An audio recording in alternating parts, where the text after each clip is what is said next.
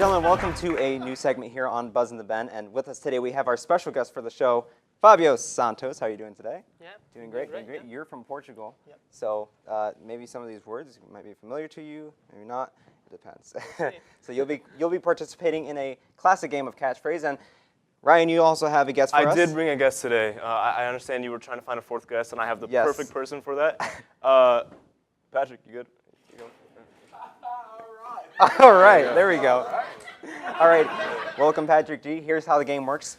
Ryan, you'll start the round off by pressing start on that buzzer, so you'll give him that buzzer right now. You'll draw a clue from the top of the pile. You have to get your partner. Your partner is Fabios. Your partner is John. So to guess the clue as quickly as possible, you have to hand the buzzer off to the person to your right. You can make any physical gesture. You can say whatever you want, but you can't say any word on the actual clue. We will play for 2 rounds. Again, good luck.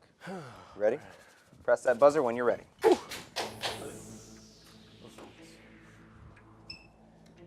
It's a weekend thing, you know, like you're with your family, you're eating food, outside. Barbecue. Close. Family gathering. Almost. It's like you're like cooking hamburgers, hot dogs on the grill. The cookout. Yes. All right. The nice voice guy again. God. Morgan Freeman. Yep, there we go. I can't stand you, Patrick G. I think he works here. He's actually, yeah, he's working on the Telecaster right now. Bernardo, Big Mo. What's that? Big Mo, Bernardo Malone. There we go. Hey, that's my boy. Here we go. Oh man. Okay. So something that you wear, you know, on your feet, so that way You don't wear pants on your feet. Hey, he's Patrick. All right. If he wants to wear pants on his feet, he can wear pants on his feet. You gotta put at a slight moment in time, your feet in the pants, so you're wearing pants. Let's just I get what he's saying, but I understand. We should probably just move on. All right. Pass the buzzer off to Ryan before I... Here you go. All right. Something you put on your feet? Socks. Shoes. It's like, yep. That was the last one. Patrick, you keep putting these back. Would you put them back? I didn't have it, so I gotta put it back. Where do you sleep? In your bed. What's the? Oh. No! Wait. Where? As a location? Bedroom. He just Yes, said he it. just said it. He just said it. Hey, you lose a point for that. All right. There's nothing here. It's where you see plays in New York. The place you go and see plays. Broadway. Yep. There you go. Where are the cards? That's it. You ran out of cards. Hey, Grab a card from the floor. Okay. Has something to do that involves baseball? Baseball cards. Yes. Yes. There you go. Grab one off the floor. Who won? Bernardo again. Patrick. Hey. I was in the zone there. You dying? Are you good? Yeah, I'm good, man. Just got in the game. A game, yeah. All right. So the team that won today was John and Patrick G. You guys won. Now on to Buzz in the Ben. Roll the intro.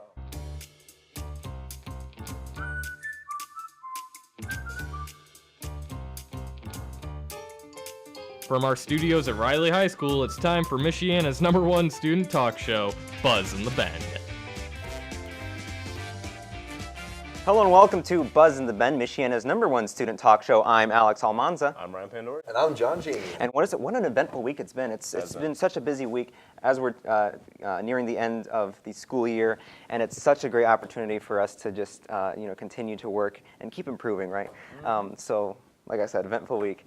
This past Thursday, South Bend Schools hosted a Workforce Readiness Fair at the Century Center. Students from all around the South Bend schools attended this event and with pen and paper jotted some great ideas on possible career paths they're interested in. CTE classes from all 4 high schools as well as local businesses were there to spread word in hopes of spreading why CTE is important. Right. And CTE is important not only because it prepares you for the future workforce but it teaches you life skills. Audio-video production, of course, is teaching me great skills, and I keep improving. Every year I keep building, so it's just a great opportunity just to learn. Of course. So what are some experiences with CTE? You enjoying it so far? Oh, 100%. Yeah, CTE has definitely been. It's a really learning experience for future careers that you're interested in. For me, it's honestly really been great ever since I joined the CTE class. Like, I've actually always had a lot of fun here, especially with you guys. It's really been great. Right, and you're a senior, so you're departing soon. Yes, this is unfortunately my last year with you guys, so. Departing soon. We wish you the best of luck. We wish you the best of luck. This past week, Bernardo and I had the opportunity to talk to Mayor and presidential candidate Pete Buttigieg about his plans for South Bend if elected mayor. Take a look at a clip from our interview. Good morning, Mayor Pete. Thank you for coming on to the Al and Big Mo show. Good to be with you. I know you're pretty busy going around South Bend or even across the United States, campaigning. How do you do that? How do you run a city and then run a campaign at the same time? How do you do that? It's not easy, but that's a part of what you have to learn to do in this process. Almost everybody who runs for president has a very significant job at the same time, and it's no different in this case. The key to it all is having a team that can make the absolute most of your time. So things are prepared so that by the time I see it, it's ready for a decision, or it's ready for the part of the process that only I can do. And we make sure that everything else, all the groundwork, all the legwork, happens in the background so that we can really maximize the time that I have on the ground and the time that I have to engage in any part of a city process. Now, my final question is, if you become president, is there anything special that you have planned or anything specific for South Bend? I think every president has a hometown connection. I just had a chance to visit with President Carter, for example, in his hometown of Plains, Georgia. It's a tiny community, fewer than 1,000 people, I think, but it's now known for having produced President Carter. South Bend's story is a very big part of how I'm campaigning and speaking across the country, because I want people to learn about how a community like ours that has faced economic hardship, racial inequality, all of the big issues in America come to life right here in South Bend. And we're working on them in ways that I think are very uplifting. And so if nothing else, by sharing that story and honoring that story, I think I'll have a chance to do some good for our hometown, even while I'm trying to serve the country as a whole. Well, thank you very much, Pete. Thank you so much. All right. Good to be with you. Keep it up. Wow, I mean, he's rising in the polls. I heard he's number 3 in Iowa, I believe. Wow. I'm not sure. What do you guys think about Pete Buttigieg? Yay, nay, ish? Personally, I support, but it's not because he's my mayor. It's because of his views on things. So it's really, I don't look at it as because he's my mayor, I'm gonna support him in the race. So it's definitely, I do agree on his line. I definitely think that he will definitely have a really great chance of actually trying to be our president if he is to ever run for president, or a president-elect, I should say. But I definitely think he's got the chance, and he definitely has the potential and the knowledge to actually, try to become our next president in the future if he wins. Rhodes Scholar. He's Definitely very educated. Surprises of how fast he. Yes, and I'm excited. I'm very excited. Flags were lowered to half staff across Indiana and Michigan this week to honor those who gave it their all. It's all in recognition of law enforcement officers who died in the line of duty. In Indiana, the governor also ordered the flags to half staff to honor the life of former Senator Richard Lugar. So it's I've seen them around town. I've seen flags lowered across Michiana and downtown, and I always wondered, what was it about? We always do these events where we lower the flag to half staff. Are there any events that you thought you can think of that you lowered the flag, or some memorable moments? I really don't know, to be honest. I'm not really entirely Definitely sure. the most popular one would be like events such as 9/11 or just any. Or even recently, like the Parkland school shootings. Yeah, of course. Any tragedy in America should definitely be recognized with half staff. Yes, recognized. Definitely. An $80 million expansion was unveiled Wednesday for South Bend's 42-year-old Century Center. The plan calls for a doubling of the amount of convention space and building an 8-story, 200-room hotel on the grounds. Part of the proposed expansion includes the renovation of the Bendix Theater into an esports facility that would host competitive video gaming events. To be honest, that actually sounds pretty good. It does. It sounds very interesting. To be honest, if I actually want to, maybe I might decide to go there and check it out. Really? Yeah, maybe. I mean, I could try to get into competitive gaming a little bit. I'm all for esports and the level of recognition that it's getting lately. But I'm kind of worried about the Bendix Theater. If you don't know, I'm part of the United Youth Theater, and we do shows in there. I wonder what would happen to fine arts, if it would go away, or I think there's an equal amount of people who have an interest in video games and also the arts. So I don't think it would distract it from that. I think it would still get attention on both sides. And as we can see, photos of this beautiful renovation plan are really, wow, it's breathtaking. 200 room hotel on the Century Center premise. To me, I think it's a great way to stay relevant, because the Century Center, reports have been saying that they're not really doing their best. They're not in their heyday anymore. Of course, 42 years old. It's kind of going down, but hopefully see an improvement in South Bend. Great things happening. Well, right after this break, we have a special guest, Fabio Santos from Portugal, to talk about his career as a filmmaker. We'll be right back after the break.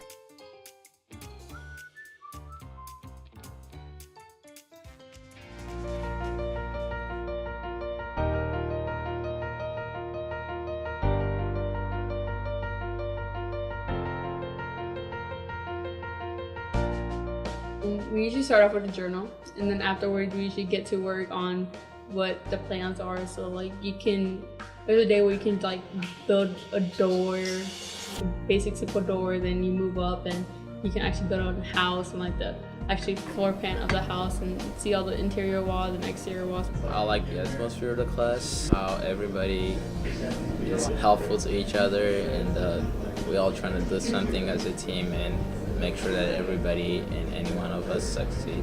People hear architecture, and architect is just one, but this field is wide open. Architecture has a big umbrella over a number of different types of occupations, anything from interior design to landscape architecture.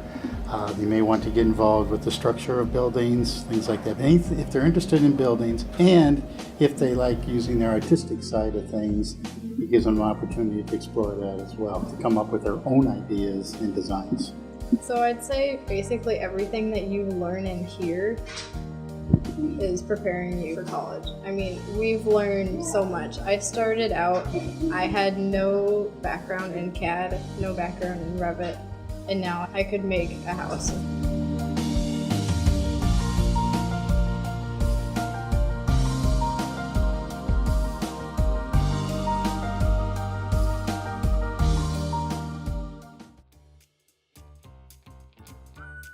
Welcome back to Buzz in the Bend. Here in our studios is special guest Fabio Santos. You want to give us a little biography about?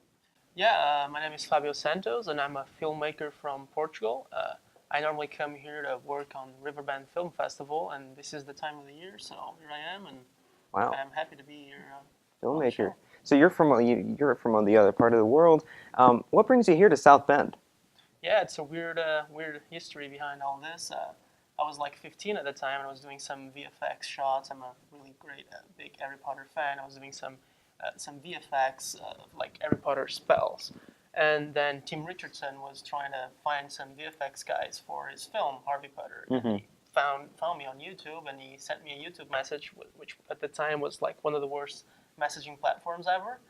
Like you rarely got any of those notifications, but gladly I received the email, the message from there, and we started talking, and that was 10 years ago, I think, and here I am now. From that, you needed some help on another project of this, so I came here for the first time in 2013. I was 19 at the time, and that relationship started growing, became really good friends, and then he invited me to come to Riverbend, and that's how I started getting here every year and working on the festival, and that's how it happened. So it's all started from a YouTube message. That's great. I mean, and we always say you always got to take risks, and you always got to get out and talk to people. If you know people, then you can bring them over. How did did he bring you over here, or did he meet you over there, or how did that work? You just came over here? Yeah, like he was needing some people to work on this film Trabit, and Yeah. he needed some PAs and all that, and the timing just worked out. He needed people. I got on a plane. I hopped in here. I think the first travel was like a 6-week thing. So, Right. Yeah. So I was here for plenty of the shooting of the film. So. Wow. That's actually pretty good. Now, you do know that, like, as a film director, there are some times that you will have to take some risk every now and then, whether they're big or small. And as a film director, what type of risk have you taken as of lately during your career as a film director? Well, right before I was a director, coming here for the first time was quite a big risk. I was 19. It was like coming into a new world for me. So that was like one of the biggest risks and the one that opened the most doors, I would think. And after that, I started doing directing and DPing, and I do a little bit of everything right now in terms of filmmaking. I try to learn. I'm self-taught, so I try to learn a little bit of everything. Mm-hmm. And I think that big risk was the one that paid off in terms of managing to learn everything after that, and being where I am right now in terms of the film festival here, the film festival I'm doing back in Portugal too, and also my short film so far, and hopefully features in the future. Right. So you talk about how it's very different when you come here to America. Is there a difference between how they make movies over in Portugal versus over here? Well, I'm not big into the Portugal movie scene. I normally I produce my own stuff, so I have maybe an American way of doing things because I learned everything while I was here.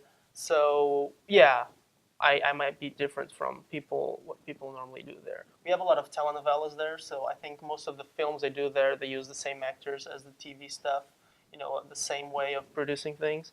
So it might be very different to the way people are used to working here in the U.S. or like films in general.